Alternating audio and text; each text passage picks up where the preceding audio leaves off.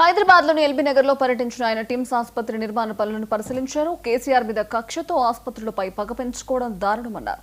ప్రజల ప్రాణాలు కాపాడే ఆసుపత్రులతో రాజకీయాలు చేయడం తగదని మండిపడ్డారు. డేట్లు డెడ్ లైన్లు మారాయి తప్ప పనులు పూర్తి కావడం లేదన్నారు. రేవంత్ కి తిట్ల మీద ఉన్న ప్రేమ కిట్ల మీద లేదని ఎద్దేవా చేశారు.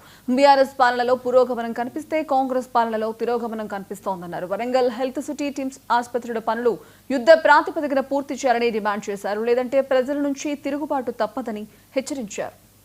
ఇప్పటికైనా రేవంత్ రెడ్డి ప్రభుత్వాన్ని హెచ్చరిస్తా ఉన్నాం. తక్షణమే వరంగల్లో 2000 పడకల హెల్త్ సిటీని, హైదరాబాద్ లో నిర్మిస్తున్న 4 టిమ్స్ ఆసుపత్రుల పనులను యుద్ధ ప్రాతిపదికన పూర్తి చేయాలి. ఈ 10,000 పడకల సూపర్ స్పెషాలిటీ బెడ్స్ ను ప్రజలకు అందుబాటులో తేవాలి అని ఈ ప్రభుత్వాన్ని మేము కోరుతా ఉన్నాం.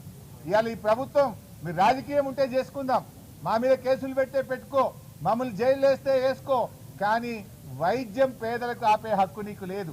ఈ టిమ్స్ ఆసుపత్రుల నిర్మాణాన్ని స్లో చేస్తే ప్రజలతో తిరుగుబాటేస్తుంది, జాగ్రత్త అని చెప్పి కూడా హెచ్చరిస్తా ఉన్నాం.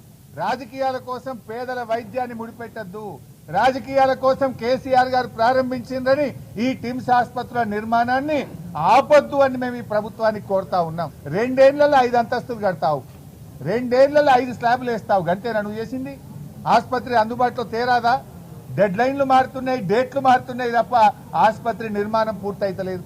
ఎప్పుడు మంత్రులు ముఖ్యమంత్రి రివ్యూ చేసినా డెడ్ లైన్లు పెడుతుండ్రు, డేట్లు పెడుతుండ్రు, డేట్లు మారుతున్నాయి, కానీ ఆసుపత్రి నిర్మాణం జరుగుతలేదు. ఇవాళ అన్ని బందే. కేసీఆర్ కిట్ బంద్ చేసినావు, న్యూట్రిషన్ కిట్లు బంద్ చేసినావు, అన్ని ఒక్కటొక్కటిగా బంద్ పెడుతున్నావు. రేవంత్ రెడ్డికి తిట్ల మీద ప్రేమ ఉంది తప్ప కిట్ల మీద ధ్యాస లేదు.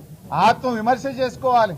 ఈ రాష్ట్రం అద్భుతంగా 10 ఏళ్లలో దేశానికి దిక్సూచిగా కేసీఆర్ నిలబెడితే